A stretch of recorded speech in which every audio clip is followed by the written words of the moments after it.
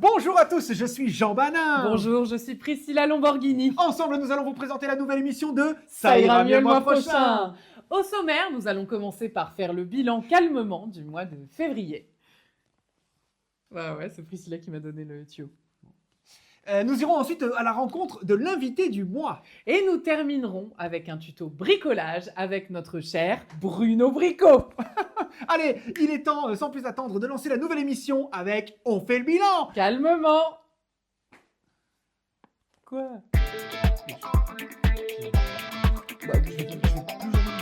Vous pouvez passer un peu, c'est pas grave. Mais je vais vous donner tout le mot et calmement, je le dis quand? Je peux plus le dire.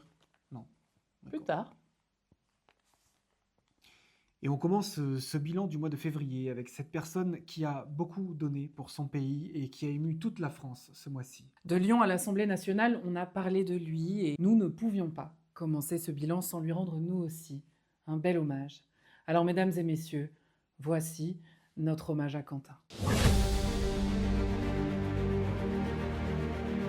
Qui va en sortir quatrième.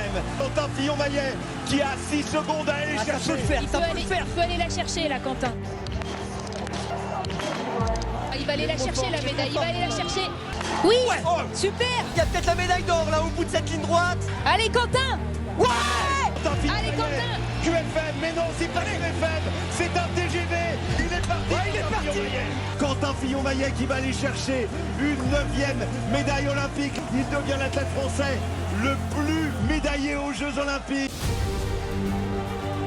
Quentin Fillon-Maillet qui en termine avec la première place.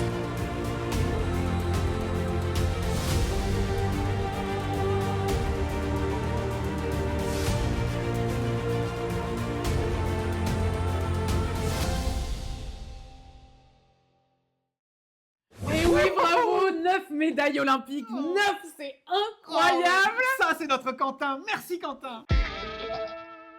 Allez, on va continuer ce bilan avec un nouveau jeu que je viens d'inventer, Priscilla. Waouh, c'est quoi? Alors, ça s'intitule Faf ou Anti-Faf. Oh, Vous êtes prête? oui. Attention. Et top! J'ai tué Brahim Bouaram le 1er mai 95 en le jetant dans la Seine. Faf. Oui, ces dernières années, j'ai tué 10 fois plus que les anti-Faf. Faf. Oui, j'ai tenté d'assassiner un président de la République. Faf. Oui, j'ai pas le temps, mon esprit glisse ailleurs. Faf.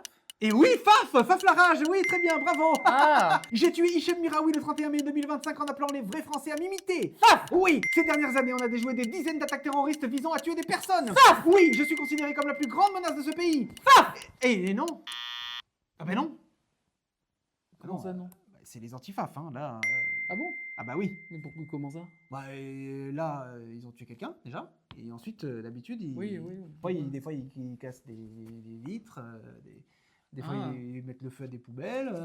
Oui, d'accord. Oui, enfin bon, les Faf tuent généralement tout ce qui leur ressemble pas. C'est Oh, un peu mais plus, non. quand même. Arrêtez, Priscilla. Mais Vous quoi les avez bien vus à Lyon. Oui, C'était des êtres assez charmants, qui n'avaient rien à se reprocher. Je veux dire, non. Puis c'est le courant dominant. Et puis, pardon, mais ça se passe plutôt bien quand l'extrême droite est au pouvoir. Hein. Alors, pardon, mais non, justement. Enfin, Bon, je oui, voulais non, le allez, dire, stop, mais- non, stop, vous arrêtez, Priscilla. Vous arrêtez, d'accord? Il faut dire du bien de l'extrême droite. C'est comme ça qu'on fait aujourd'hui. D'accord? Tout le monde fait ça. Moi, j'ai pas envie que. Pas de raison qu'on fasse pas pareil. Voilà. J'ai pas envie qu'on nous interdise l'émission. Comprenez? Voilà. Donc on. Compris, oui. Allez, on va quitter un petit peu les extrêmes et on va revenir un peu plus avec des personnes sensées. Et on va parler des municipales à Marseille où Martine Vassal, cette macroniste, donc bien au centre, hein, macroniste depuis 2022, très au centre, pile au centre, même pile au milieu, qui nous a donné la liste de ces valeurs avec lesquelles on peut enfin s'identifier. C'est le mérite, le travail, la famille, la patrie. Les mêmes que le maréchal Pétain sous Vichy. Oh, quelle femme! C'est bien au centre. Hein. Et du coup, si elle avait donné ses vertus, ça aurait été quoi? Quoi? La soumission, la délation, la traîtrise? Oh, ça va. Maintenant, Priscilla, vous arrêtez là. Hein. Quoi? Là, vous êtes à la limite de l'insolence. Hein. Elle est au centre. Elle est pile au centre. Oui. On continue avec la loi sur la fin de vie qui a été adoptée à l'Assemblée. Et même si elle a été rejetée par le Sénat, c'est un espoir pour certains qui souffrent en silence, mais dont la maladie commence à se voir. Sauf s'il s'agit de l'affaire Epstein. Ah, je voulais dire Epstein. Pardon, ça fait plus russe Epstein, hein? Alors maintenant, vous direz Einstein au lieu d'Einstein. Frankenstein au lieu de Frankenstein. Allez, même si c'est parfois difficile, il faut savoir tuer le père. Allez, on passe à l'international maintenant avec Minus et Cortex qui ont encore œuvré pour la paix en déclenchant une guerre de grande ampleur en bombardant l'Iran. L'Iran qui évidemment s'est empressé de répliquer en bombardant Israël et certaines bases militaires un peu partout dans le Golfe. Et en tant qu'être humain, nous avons besoin de dire que nous en avons marre. Oui. Nous en avons marre de tous ces conflits un peu partout dans le monde. On aimerait que le monde soit en paix. Est-ce que ça, c'est possible? Est-ce qu'on pourrait pas avoir, Priscilla, tous les chefs d'État, tous les présidents, les rois, tout ce que vous voulez, même les dictateurs, qui se prennent par la main, on respire tous un bon coup et on est en paix, on fait une grande ronde, vous voyez? Non, mais d'accord, non, mais c'est très bien, mais enfin, le problème, c'est que c'est pas possible. Mais pourquoi? C'est pas possible parce qu'il y a plein de chefs de pays qui peuvent pas se voir. Si vous voulez faire une grande ronde, eh ben, il faut faire des positions spéciales. Voilà, il faut bien préparer les endroits. Eh bien, vous avez raison, Priscilla. Vous avez raison, et c'est pour cela que nous allons faire appel à Victor Krakowiak. Bonjour Jean Banin, bonjour Priscilla. Alors oui, nous nous sommes posé le problème suivant. Peut-on réussir à faire une ronde avec tous les chefs d'État que comporte la planète? Alors, je vous le dis tout de suite, la tâche n'a pas été facile, mais nous avons fini par y arriver. Alors je vais vous détailler un petit peu comment nous avons fait. Nous sommes d'abord partis de ce que nous connaissons, à savoir l'Union Européenne, évidemment. L'Union Européenne qui est déjà donc plus ou moins unie, puisque ça s'appelle une union. Donc nous avons fait une petite ronde déjà avec tous les pays de l'Union Européenne qui, eux, peuvent se tenir la main, même si nous avons pris soin de bien mettre la Hongrie, Viktor Orban, un peu à l'écart, pour éviter tout couteau dans le dos, évidemment. Ensuite, nous avons fait le constat que beaucoup de pays étaient en conflit à l'heure actuelle, et donc nous avons décidé de mettre ces pays les uns en face des autres. Alors pourquoi? Comme ça, ils ne sont pas obligés de se donner la main, voilà ce qui aurait pu amener des engueulades et donc à l'échec de la mission. Et en plus, ils peuvent se surveiller les uns les autres. Donc là, par exemple, nous avons l'Ukraine ici, la Russie en face, Israël, Palestine, Arabie Saoudite, Yémen, par exemple, Corée du Sud, Corée du Nord, États-Unis, Iran, États-Unis, Irak, États-Unis, Afghanistan, États-Unis, Mexique, États-Unis, Groenland, enfin, États-Unis et à peu près tout le monde. Et alors là, vous allez me dire, il y a un trou. Alors oui, il y a un trou, effectivement, il y a un petit trou. Ça, c'est une petite erreur au moment de faire les calculs. Il se trouve que nous avions mis le Venezuela juste à côté des États-Unis et qu'il a donc disparu. Mais comme les États-Unis ont le bras long, hop, on peut facilement réparer tout ça et refaire du liant. Alors ces pays en conflit, il y a bien une chose qui arrive à les relier, la passerelle qui peut les amener à tenir la main à tout le monde, et bien c'est évidemment les paradis fiscaux. Parce qu'on sait très bien qu'une bonne guerre, ça fait beaucoup d'argent pour des chefs d'État, souvent. Donc on a mis les paradis fiscaux ici pour relier toutes ces personnes, voilà. Donc là ici on peut voir la Suisse, on peut voir les îles Vierges, les Bahamas, le Luxembourg, enfin bref. Tous les paradis fiscaux. Ensuite, nous avons ici les autres pays un peu importants dont on n'a pas encore parlé et qui se réunissent parfois pour essayer de contrer le G7. Donc nous avons ici par exemple la Chine, le Brésil, l'Afrique du Sud, l'Indonésie. Enfin voilà, tout ça, ce sont des pays un petit peu importants qui peuvent se donner la main également. Et nous avons relié tout ça par des tout petits pays, ce qu'on appelle les tout petits pays, qui sont tellement petits que de toute façon, même s'ils ne sont pas contents de donner la main à l'un ou à l'autre, ils ont juste à fermer leur gueule, ils sont trop petits, voilà. Donc ils n'ont rien à dire. Donc là, vous allez retrouver Saint-Marin, la Barbade, vous allez retrouver tout ça. Et donc une fois qu'on met tout ça en place, eh ben figurez-vous qu'on obtient finalement une magnifique ronde. En forme de bite. Mais tout le monde se tire la main. Donc la mission est réussie. C'était Victor, à vous les studios. Un retour aux Jeux Olympiques d'hiver qui se sont déroulés en février et qui a vu le sacre de Guillaume Cizeron et de Laurence Fournier-Baudry en danse sur glace. Cette dernière Canadienne de naissance a été naturalisée française il y a seulement 4 mois, et ce pour pouvoir concourir à la compétition. Ah oui, oh non, il était très bon le sandwich, Corinne. Oui, je m'y remets quand même, s'il faut bosser. Faut bosser. Allez. Alors, qu'est-ce qu'on a là? Ahmed Al-Siman a fui la guerre civile au Soudan en compagnie de ses 2 enfants après la mort tragique de ses parents et de sa femme. Oh là là. Il y en a quand même. Il perd son fils de 5 ans dans la Méditerranée avant d'arriver en France et d'y faire des petits boulots. Eh ben dis donc. Installé depuis 15 ans, recommandé par tous les gens qu'il a croisés et ayant sa fille à l'université, il demande la nationalité française. Oh. Tu t'imagines un peu la vie des gens, Corinne? Ah mais moi ça me touche à chaque fois. Tu vois là ce Ahmed, là, ce Ahmed, peut-être qu'on dit Ahmed d'ailleurs. Il y a un H juste après le A. C'est Ahmed. Oui, je crois que c'est ça. Hein. Ah non, quelle vie, quelle vie. Quelle vie, mais c'est non, hein, ça sera non. Ça sera non, Ahmed. Non, trop. Ouais. Oui, Patrick, pour Ahmed, ça sera non. Ça sera un non. Un non pour moi. Vous enregistrez, c'est un non. Merci, Patrick. Merci, Patrick. Ah, suivant. Nour Daoud de Syrie. Après avoir vu sa mère tuée par Daesh, son père par les armes chimiques de Bachar el-Assad, son mari par des frappes russes, son fils par des frappes françaises et sa fille par des rebelles, elle quitte la Syrie tant bien que mal avec une jambe en moins en passant par la terre avant de se faire kidnapper et de se retrouver droguée sur les trottoirs de Budapest. Oh, mais quelle vie. Non, mais moi, Corinne, moi, j'aurais pas pu survivre à tout ça, hein, je te le dis. Hein. Elle réussit à s'échapper. Non, mais écoute-moi ça, on pourrait faire un film. Et débarque en France il y a 5 ans, où elle apprend le français, passe le bac et se trouve un petit boulot de secrétaire. Comment ça, de secrétaire? Nour Daoud de Syrie. Elle vient pour nous piquer notre boulot, celle-là. Hein? Ah bah oui, bah alors si tu veux prendre ma place, alors là, tu peux t'accrocher, ma petite Nour. C'est un non. Voilà, c'est un non. Oui, Patrick, c'est un non pour Daoud. Nour Daoud, c'est un non. C'est un non, non, j'ai dit non. Alors, ensuite, qu'est-ce que c'est? Hicham Alaoui, marocain. Oh, on en a beaucoup de Marocains. Qu'est-ce qu'on va faire encore de lui, là? Non. Non,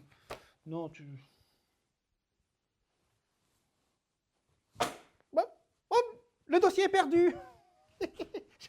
J'adore faire ça. Oui. Oui, Patrick. Patrick, le dossier d'Hicham Alaoui a l'air perdu. Hein, on l'a jamais eu, hein. Non, il faut leur dire qu'ils le refassent. Voilà, merci Patrick, merci Patrick.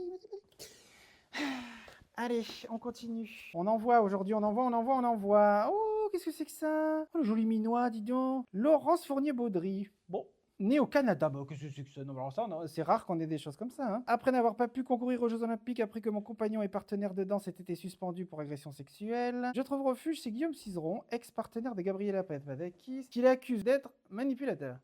Alors pour cela, j'ai besoin de la nationalité française afin de ramener une médaille pour votre pays. Oh, c'est bien écrit. Oh non, et puis oh là là, elle est vraiment très jolie. Hein, qu'est-ce que... Oh, et puis oh mais regarde. Oh là, ça c'est très sympa ça. Là, Laurence, c'est un oui. C'est un grand oui. Allez. Patrick, nous avons un oui. Un oui pour Laurence Fournier-Baudry. Ah oui, un grand oui. Hein. Un grand oui. Pouf. Un oui. Allez. C'est maintenant la fin de notre bilan et il est temps maintenant pour nous de partir à la rencontre de notre invité du mois.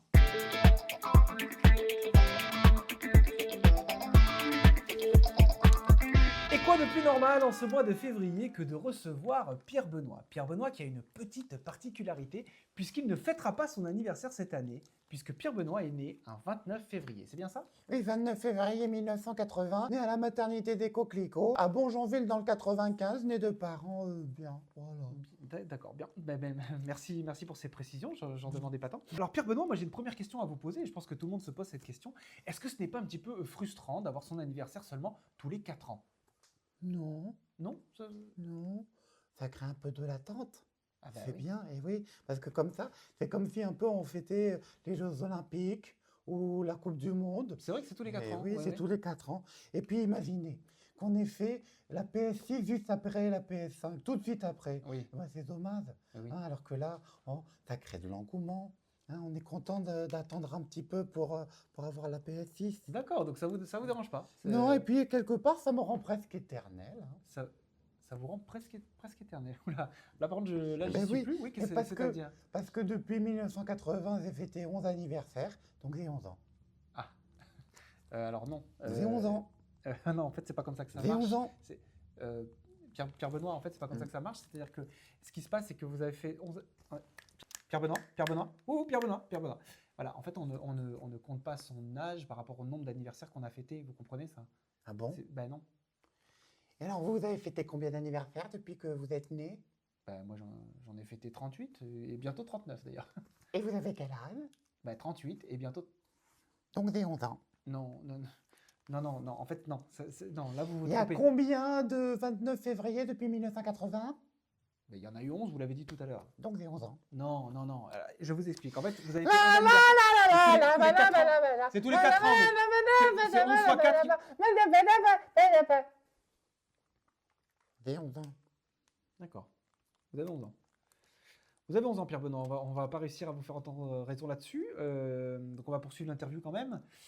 Pierre Benoît, petite question mathématique. 1 fois 4, ça fait combien? 3 fois 4, 9. Je retiens 20, ça fait 12. 4. 4, très bien. Et 4 fois 11? 44. Donc? Donc j'ai 11 ans. Non. C'est en train de m'énerver un petit peu, je crois. Pierre Benoît, vous avez fêté 11 anniversaires, mais tous les 4 ans. Donc 11 fois 4, ça fait 44, plus 2 ans, parce qu'on est en 2026, vous avez 46 ans. Voilà, 11 anniversaires, 11 ans. Mais c'est pas possible d'être aussi borné, mais qu'est-ce que... Vous avez 46 ans. Moi, j'ai des témoignages, là. Vous faites chez tout le monde, en fait, Pierre Benoît. Vous faites chez tout le monde. J'ai le témoignage de votre mère, là, qui dit qu'elle aimerait bien que vous partiez de la maison. Il y en a marre, à 46 ans, on n'est plus à la maison. Il y a votre institutrice de CM2 qui veut plus vous voir rôder dans l'école. Il y a des gens qui vont en prison pour ça, vous comprenez? Et votre prof de basket ne veut pas vous renouveler votre licence de poussin. Hein, vous vous levez le cul et vous allez trouver un travail. D'accord? C'est compris, ça? Vous avez 46 ans. 11 fois 4, 44, plus 2, 46. Et dans 2 ans, vous aurez 48 ans le jour de votre 12e anniversaire. C'est comme ça. Je vais avoir 12 ans. Oh putain, mais non. Oh non, bon, allez, sortez-le-moi parce que là, je peux pas, là. Ah ben alors, je devrais peut-être commander la PS6 alors. Hein. S'il va avoir 12 ans, c'est bien la PS6 pour 12 ans.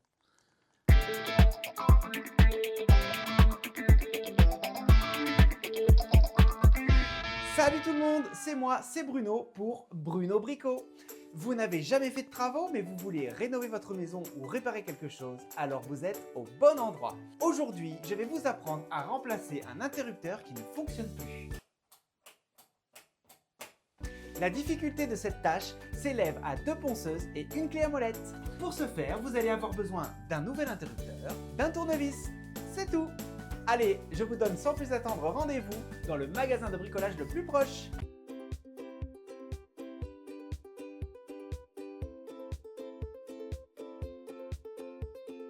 Et voilà, j'ai tout ce qu'il me faut pour remplacer l'interrupteur. Pour ce faire, je dois enlever les petites vis situées sur le bord.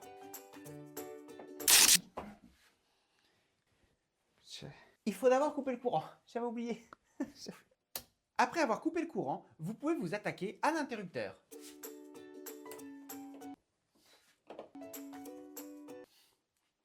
J'ai acheté un tournevis plat alors qu'il fallait un tournevis cruciforme. C'est pas grave, qu'à cela ne tienne. On se retrouve dans le magasin de bricolage le plus proche.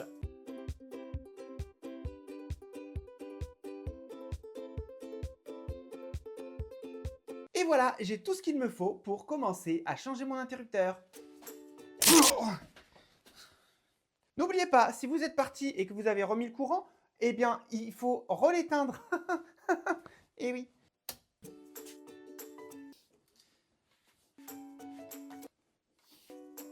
La vis est coincée là. Elle est con. Alors, il arrive malheureusement parfois qu'on n'arrive pas à enlever une vis, par manque de force ou alors par un problème quelconque. Dans ce cas-là, mieux vaut utiliser une visseuse électrique qui vous aidera amplement. Pour cela, je vous donne rendez-vous dans le magasin de bricolage le plus proche.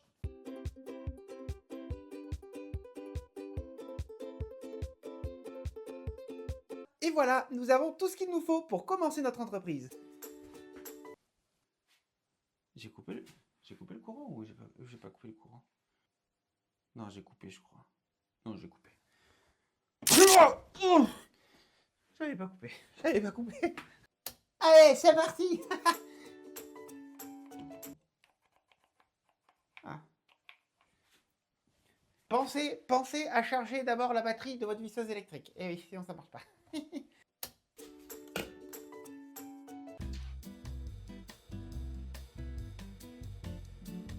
Et voilà, nous avons enfin ce qu'il nous faut.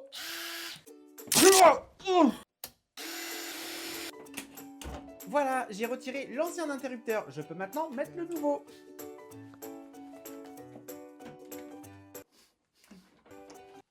Il il arrive parfois que vous preniez un interrupteur qui soit un peu trop grand pour le trou que vous avez. Il faut le changer. Je vous donne donc rendez-vous.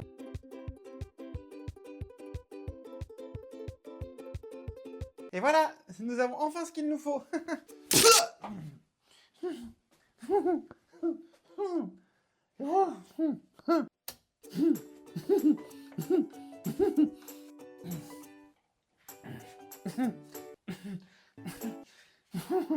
Il peut arriver de temps en temps que sur votre interrupteur, il n'y ait pas les attaches, qu'il n'y ait pas les griffes pour que ça tienne.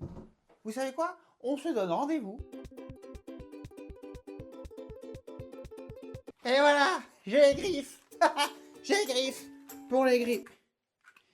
C'est pas les bonnes griffes. Apparemment, il y a plusieurs griffes. Il y en a plusieurs. Là, j'ai pas pris les bons griffes. Alors, qu'est-ce qu'on va faire? Ça y est, j'ai les bonnes griffes. Oh, on va y arriver, on va pas y arriver avec un interrupteur. Nous, on n'est pas là pour rigoler. Allez, wouh.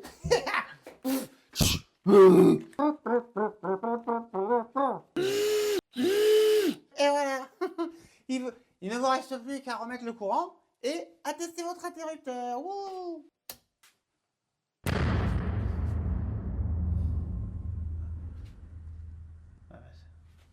Ça n'a pas dû marcher là, je pense. Oui, bonjour. Ce serait pour savoir si vous aviez pas un électricien qui serait disponible assez rapidement. Hein? Non, c'est pour un interrupteur. Merci. C'est maintenant la fin de l'émission. On espère qu'elle vous a plu. On se retrouve début avril pour la prochaine émission de Ça ira mieux le mois prochain.